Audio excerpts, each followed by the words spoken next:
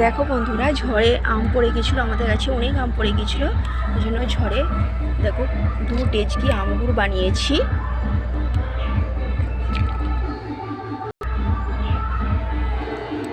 এটা হচ্ছে মশলা দেওয়া, আর এটা এমনি নর্মাল আমগুড়।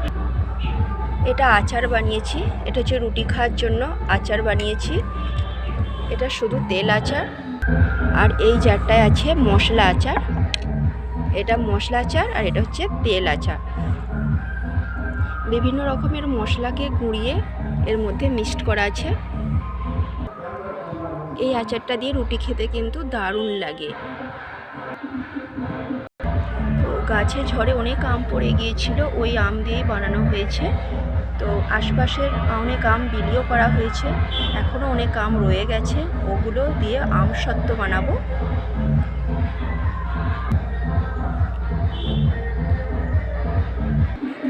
ধুলো পড়ে যাবে, যার জন্য একটু ঢেকে রাখবো, একটু রোদে গরম করে নিলে জিনিসটা অনেক দিন থাকে। দেখো বন্ধুরা, এই হলো আমাদের আম গাছ।